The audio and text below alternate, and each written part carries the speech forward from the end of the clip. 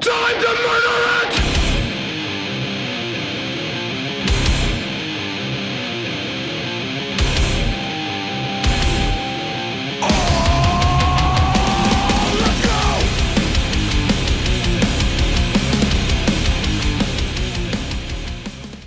God damn, that song gets me fired up, and I hope you guys are fired up. Welcome to the second episode of Rippen and Terran. I'm your host, Matt L. Raven Vasquez, and welcome to the show. I want to thank everybody who listened last week. Hopefully this week we'll have even more participation. I'm really hoping you guys get involved in the mailbag, questions, comments, polls. You can send all of those things to ripnt@yahoo.com. That's rippent@yahoo.com. Really want you guys involved. I want to get all the managers on here this year, each one, okay? It's going to be fun. You're going to have a good time. Everyone's having a good time. You having a good time? Then you should have a beer, some negotiation juice. You should be working on a trade right now while you're listening to this because this goddamn show should inspire you. And how are we going to inspire you today? Well, we're going to go ahead and have Josh Hermsmeyer from the Minnesota Vikings on. He's going to go ahead and discuss a variety of topics with us. We're going to discuss early NFL free agent signings. We're going to talk big NFL trades. I'm looking at you, Kiko. And the XFFL Fight Club. What is it? You'll find out soon. But first things first. Remember, Sally, when I promised to kill you last? That's right, Major. You did. I lied. Finally, the champ has come back to the XFFL. Finally, he could not take it anymore. He could not sit back and watch the Miami Dolphins stockpile picks and players and cap space and nuclear weapons. Maybe it didn't happen, but it could, okay? There could be nukes in Florida. Anyway, the Jets and Miami, the rivalry took a gigantic escalation this week with the Jets firing their first verbal salvo in months. And what was it? Was it creative? No. Was it limp? A little bit. Accusations of cheating. And I gotta tell you, Miami dismissed New York like shooing away a fly. You know, Miami's been stockpiling picks while New York continues to throw out questionable offers. And that's nobody's fault but New York's. They've been sitting back on their laurels as champions as they've earned the right. All year, they're the champs. It doesn't matter if they go 0-16, 8-8, bounce in the first round, make the playoffs, and lose in the Super Bowl. It doesn't matter. They're the champs. They've earned it, and they get to live off of that the rest of the year. But you're way off base. There is a ton of time left in the offseason, New York. Maybe you need to stop drawing the defensive lines and go on the offensive. Stop handing out bogus trade offers and start making legitimate trade offers. Maybe try to move up or move back in the draft to solidify your situation. But calling your division rival a cheater just because he's been hustling is below a champion. Next up, we had an absolutely huge trade go down in the NFL this week. And my first reaction was, how the frack could Buffalo be so short-sighted? Then I realized they started with the hiring of Rex Ryan. Obviously, I'm alluding to the Kiko and Shady McCoy trade, otherwise known as Bacon Pants. Now, I'm going to make no qualms here. Philly's the long-term winner. As my special guest alluded to a few weeks ago, Shady has become Bacon Pants. He's lost that movement. What is he going to do when he sees 8 in the box? It's not like EJ is going to go ahead and spread the field. And, I mean, honestly, maybe they're thinking of using him more as a decoy to go ahead and get some one-on-ones with Watkins. But you can't make that trade and not hand him the rock 20 times per game. I think we're looking at 20, 2.5. Oh, God, it's going to be bad. On the flip side, Philly desperately needed a run stopper. They're in a division where you've got to figure that DeMarco Murray's coming back. And they get a hungry young beast who's been rehabbing for a year, saying his prayers, taking his PEDs, and feeding off the energy of the Kiko Maniacs. I absolutely love this trade for Philly. I hate it for Buffalo, and Bills fans should be outraged. I love the Buffalo Bills. As a 49er fan, I've always liked the Bills. You poor fan base. Next up, the Jets were involved in a huge trade this week with Brandon Marshall landing in New York. Now, I'm going to be honest with you, your host's opinion, the Jets are just a step above Cleveland when it comes to where quarterbacks go to die. Despite his shortcomings, Cutler was good for about 125 to 150 Marshall looks per year. I got a feeling that B. Marsh is going to find Geno and Mike Vick a sad fall off that cliff. And that's saying something considering all Cutler's issues. If I'm a Marshall owner in this league, it is time to roll back the prices and move him. Do not get greedy. And finally, on this week on the message board, it came up about Cam being a free agent. Will he stay or will he go? And that kind of heated up. Now, your host is firmly entrenched in the Cam will go if Carolina doesn't hit a home run season this Cam. I'm not backing off that. Philly and several others who were on the board that day say there's just no way. Here's my take. Carolina fell way the frack off last season. And I'm using frack because Kamish asked me to try to keep the show clean. Okay? So, in case you're wondering why I'm using frack it. Alright. Which, by the way, is from a great show, Battlestar Galactica. The new version, you should watch it. Don't give a shit what Kansas City says, because he doesn't know good shows for shit. Alright, I was sort of clean right there. Alright, moving back. You know, if Carolina isn't in a division that is absolutely atrocious, they may have exploded that team this year. Carolina needs to go hard after some serious free agents and show Cam they're committed to winning.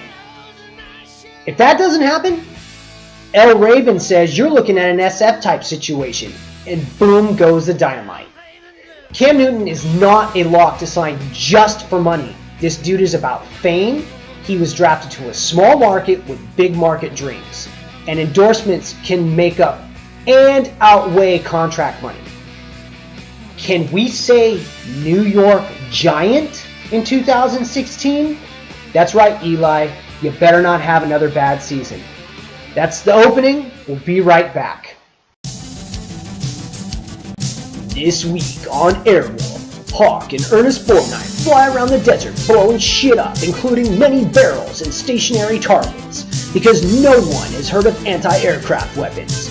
You would think that small-time military thugs would have considered buying a Stinger missile or two.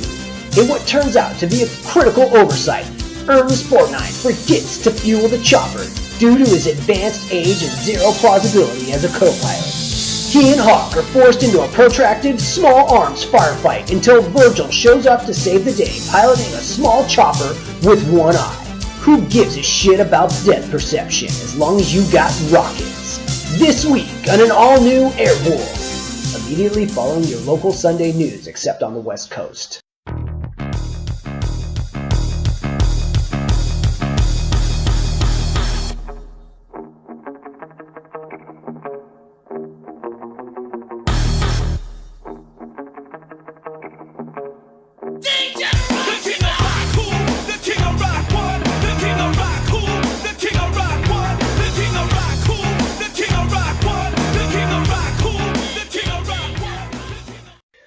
Welcome back to the show. I'm excited to go ahead and bring on the cerebral assassin, the Wolf of Wall Street, Josh Hermsmeyer, owner of the GM of the Minnesota Vikings. Josh, thanks for joining. Thanks for having me. It's going to be fun. All right. Well, let's go ahead and get started with a little new owner discussion. Quite a few of the new owners outside of you and I have taken some heat. I think I've taken some heat on some other items. But you yourself have been a little critical of some of the newer owners, Cleveland, KC, Jacksonville, New England. What do they need to do to get ready for the upcoming season? Well, I would never tell another owner how to run their team, but Yeah, there's been a few head scratchers, some of those moves, I don't know, dropping players that you could have traded for picks, stuff like that. Just, I don't know, it struck me as lazy at the time. I'm sure that their hearts are in the right place. You want to get rid of cap. That's one of the things I really tried hard to do. And, but you also want to try and improve your team, and so I think it was a missed opportunity for them. I don't know, my basic plan of attack, probably a lot like yours, was like four basic steps, you know, do a fair evaluation of your team. Is the first one. That's easy to do because you didn't pick the guys, so you got no emotional attachment. Then you trade your butt off, you know, get as much as you can with the pieces you currently have, and then go ahead and free up your cap, you know, drop what you have to drop. And especially for you guys in the AFC, free agency looks really juicy. It's really nice to have some cap space this year. And then you want to contend in this league because, you know, you come in last, you don't get the number one pick. It's the first loser, the first guy who doesn't make the playoffs. They get the first pick, so you want to contend next year so you get good picks next year. Yeah, I think that, you know, we definitely know that we've got first-time dynasty owners in New England and Cleveland. I'm pretty sure the Jacksonville owner guy is new, and KC, we know that he's been in a dynasty before. You know, one of the things that you touched on there was the free agency portion of it. My feeling is that the AFC free agency is going to be a circus. What do you see in the free agency, especially for these new owners who dropped all these big name guys? I mean, do you see them coming back and getting a value on these guys? No, not at all. I don't think they're going to get a value on anyone in free agency, especially since there's so many teams with cap. And I think that's probably the big mistake they made during their drop. The other issue for them is it's a lot easier to trade name players in season when people still feel like they have a shot. So they were up against it, I think. So I can see both sides of the story there. But you know, AJ Green, he's going to go for a pretty penny. The one thing I think you're going to see moving forward, and I think they mentioned this in the commissioner show, is that I don't think people are going to be signing fools to 4-year contracts anymore. I think that's a thing of the past. I agree. Apologize about the background phone there. We are doing this while I'm at work, so that should kick over to voice here in a second. All right. So let's go ahead and let's switch on over to real NFL free agency. Everything's in full swing, and I want to get your thoughts on some of these signings. And you know, as of right now, I haven't actually seen the official announcement of Sue to Miami, but we're pretty certain that that's going to be a mega deal that they're just ironing out the kinks on. What do you think about that? I mean, that's crazy money to pay for a defensive tackle. So I've been hearing things like $60 million guaranteed. I don't know. Here's the thing about Sue. He's great. Aaron Donald was just as good as him last year in the run and pass. Sue gets more double teams, so he's a better player. But I mean, tell me this: for a guy getting J.J. Watt money, do you see anyone in the league that's even coming close to what Watt does? No. I mean, no. The answer is no. The only thing Sue clearly leads the league in is curb stomps. I mean, Miami can get a thug off the street in South Beach a lot cheaper than $60 million guaranteed. I think the Dolphins raped their own face on this one. Yeah, I read that they had to go ahead and cut 7 guys, and you know, one of the things that was said on the radio today is that, you know, the division rivals will probably be looking to pluck up at least one of those guys each, you know, on the cheap. So you kill your depth when you spend that kind of money on one player. All right, well let's go to the big trade between Seattle and New Orleans that sent Jimmy Graham to Seattle. What do you think about that one? Well, poor Jimmy. I mean, Jimmy's production, it's tied to the volume of targets he gets, and he had Breeze, you know, who was first in the league in pass attempts last year, and now he's going to Wilson, who I think he's 19th? Yeah, 19th with 452 versus 659. That's a lot less passes. Look, I love what the trade did for Mark Ingram's value, but I hate what it did for Jimmy's. Yeah, you know, and one thing that I was thinking is that your center and that relationship between the center and the quarterback is so important. And, Seattle's offensive line wasn't that great last year. They had some issues, so I'm a little surprised that they gave that guy up. I think that's going to be kind of the thing that'll be talked about down the road, especially if that line struggles. What do you think? No, I think that's a good point. They didn't have a great line. It's funny, a lot of teams didn't have great lines last year. The only really, truly great line last year was Green Bay's. And to give up your center, that center-quarterback relationship is special. It's important. It's a big move. And so, it'll be interesting to see how it plays out in training camp and all the rest. All right.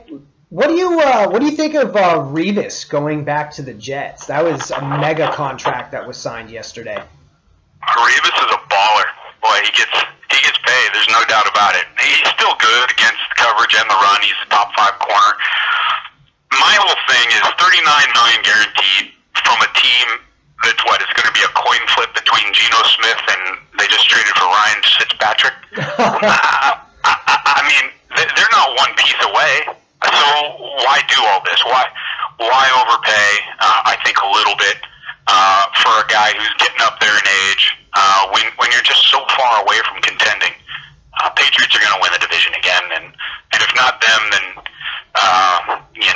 if they're hoping for a wild card, I think they got to get past Miami, and I don't think that's going to happen. So. Yeah, I agree. I think overpaying for him. I think probably some of it has to do with putting butts in the seat. You got to have someone that they want to come watch. I just wanted to touch on one final trade, and I want to talk about Bacon Pants, your boy, going to Buffalo and Kiko going to Philly. I mean, I talked about it on the opening of the show, and I just wanted to kind of get your thoughts. I mean, do you think who won that trade? Well, I mean, at first I was going to say that Philly won it. I thought maybe that Chip Kelly was some kind of mad genius, but then I watched his press conference today. Did you see it? No, I haven't. I've been busy. He reminded me of San Diego last week on the commission show. He said the moves were for the cap, but then he dumped Foles at $1.3 million, and he took on Bradford's contract 10 times that, and gave up a second rounder. Right? Then he said he never wanted personnel control. That ownership just dumped it on him. Right? Who says that? I think he's either in over his head or he takes the short bus to the stadium. So I don't know which it is. You know how I feel about Shady. Shady, I think his best days are behind him. I think that was probably a good move getting rid of him. I like Kiko. He's fine. But I'm not a believer in Chip Kelly as the GM over there anymore. Yeah, it definitely sounds like he's a little confused. I like what you said there. Hey, let's go ahead and talk a little NFC North here.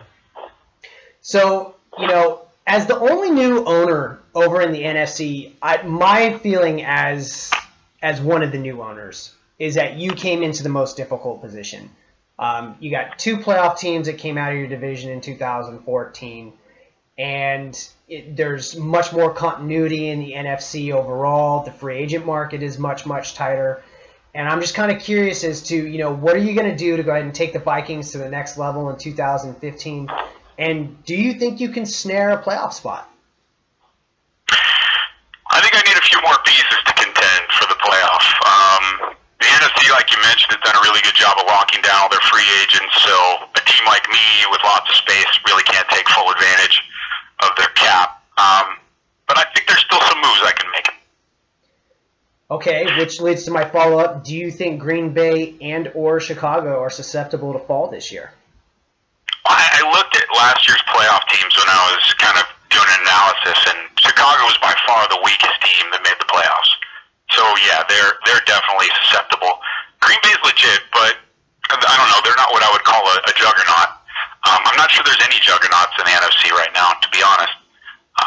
It's like any year. You get yourself in the tournament, anything can happen. So my goal is to be in the conversation. And I think that is exactly what happened to Green Bay. Green Bay got hot at the right time. He knocked off a couple of teams, and he was right there. He was 1 win away. Are the Detroit Lions even in the conversation? Not on a talent standpoint, just on a management standpoint? Are they even in the conversation week to week? I'm short Detroit. I traded for their number 1 pick next year because I think it's going to be a top 3 pick.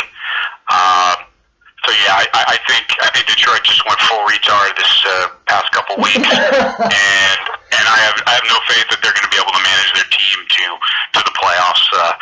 I do think though that their talent will get them a few wins. I think they'll be an 8-8 team again. Okay, and we'll go ahead and we'll get you out on this. The Minnesota Vikings will be blank in 2015. What will they be? Respectable, which is a far fucking cry from what they were in 2014. I love it. All right, well, Josh, thanks for being here today, and we look forward to having you back on the show. Thanks, Matt. Hi, I'm Matt Vasquez, host of Rippen and Taryn. I do a lot of joking around on the show, but I'd like to talk to you about something that's very important to me. Dead traitors. Now, I'm not talking about dead enemies of the state. No, this is much more serious than a few sensitive secrets. I'm talking about the guy who just doesn't respond to offers. Ever. Dead trading has become such a serious concern that now more than 1 in 3 fantasy football owners are afflicted with this very serious disease. But you can help fight this. With just 1 trade offer a day, you can help turn the tide of this deadly disease. Think about it. In the time it takes you to crack a beer or throat chop someone, you can push a few buttons and deliver the gift of a trade. So please, offer 1 legitimate trade a day to help eradicate this crippling epidemic. This ad was paid for by the Carolina Panthers.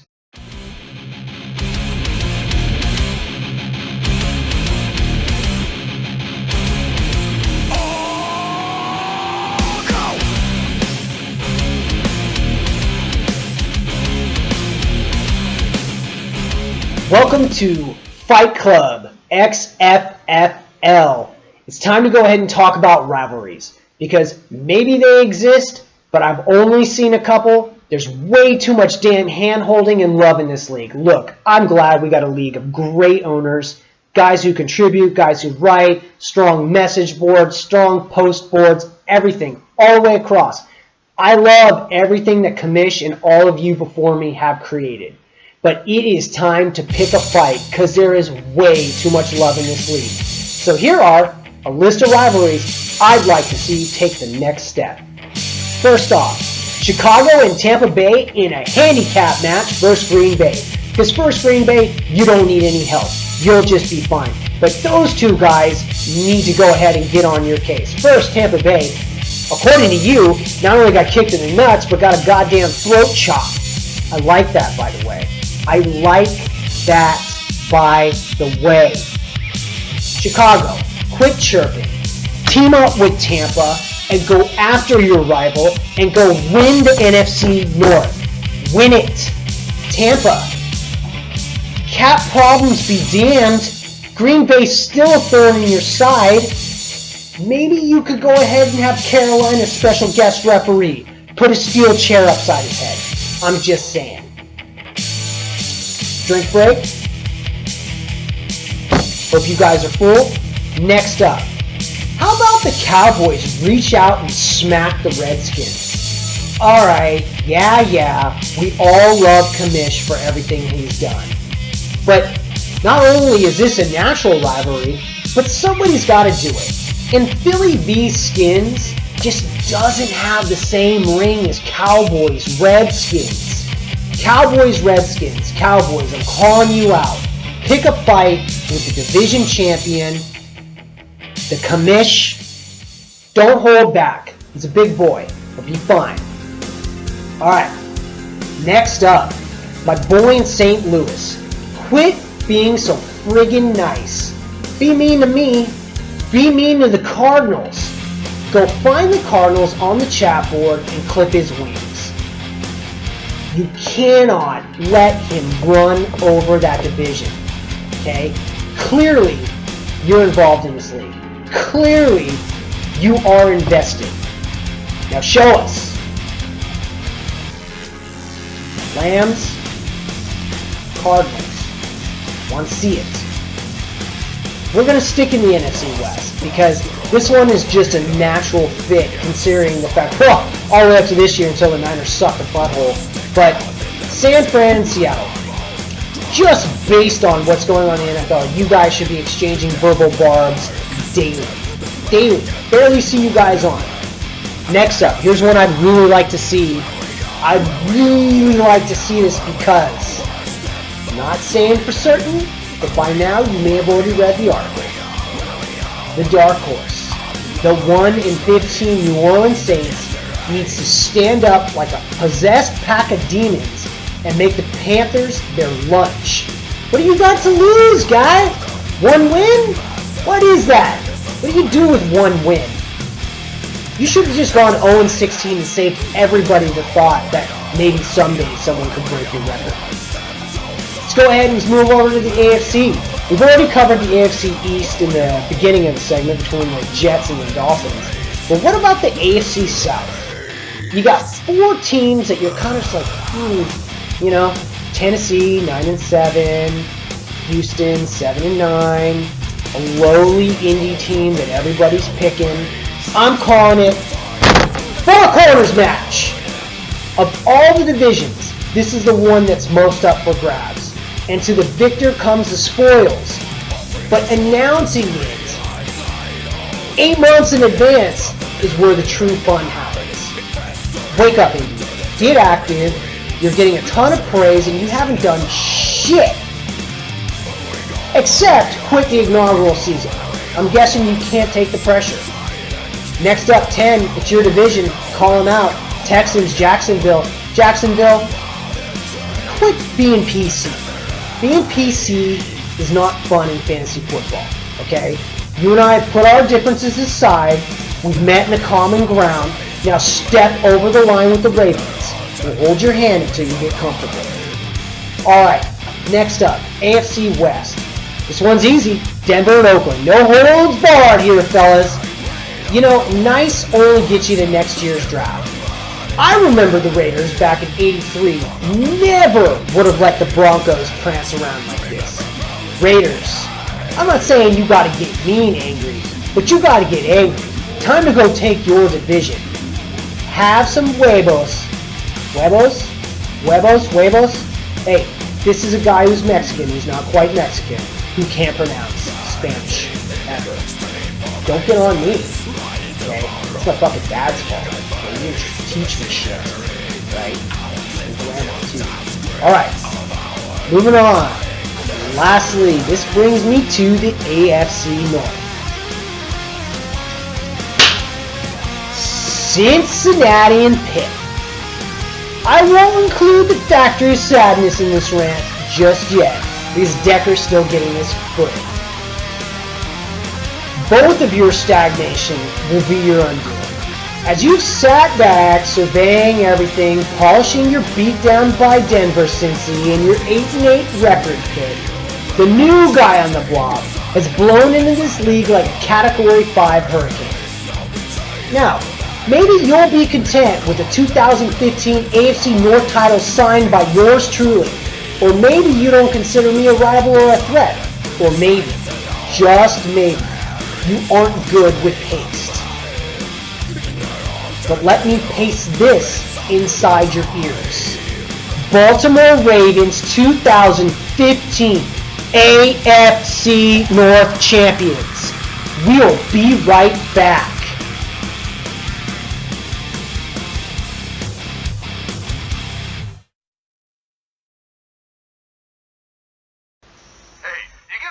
Athlete's foot. The itching, the cracking, the burning.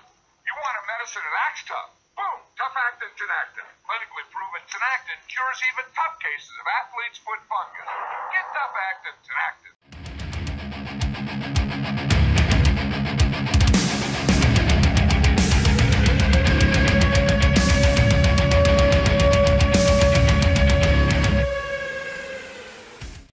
All right, welcome back to the show. I want to go ahead and thank owner and GM of the Minnesota Vikings, Josh Hermsmeyer, for joining us in the last segment. I'd also like to go ahead and throw out that I would love to get some fresh new blood in here on the next show. I'm looking for an owner who hasn't been involved in the commiss show, hasn't been involved in this show, and maybe has been a little bit more quiet on the boards, but been involved in some trades, you know who you are. You can go ahead and write in. Give me your contact information at rippent@yahoo.com. That's RIPNT@yahoo.com. I want to hear from you guys. Now, normally we'd be doing the poll question right about now, but participation on the poll question was so bad that that's pretty much an understatement. You know it's bad when the commish, I'm looking at you, commish, can't even take the time to go ahead and write in and answer the poll question. So I'm going to go with who I think it's going to be, Philly and Indy. There you go.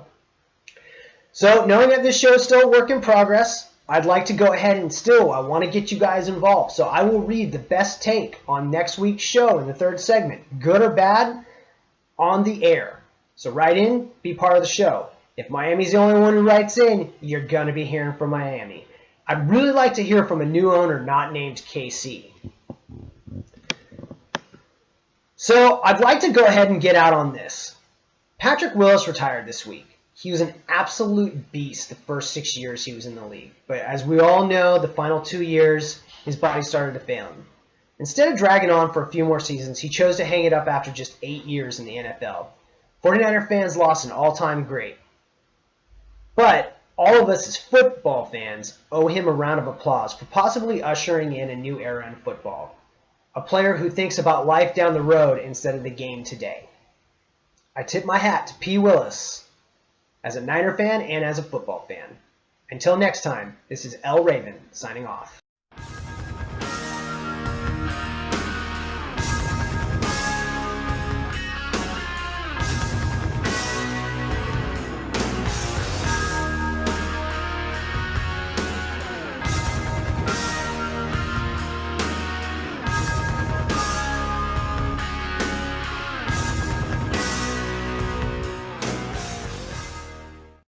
That's great. That's just fucking great, man. Now what the fuck are we supposed to do? We're some real fruity shit now.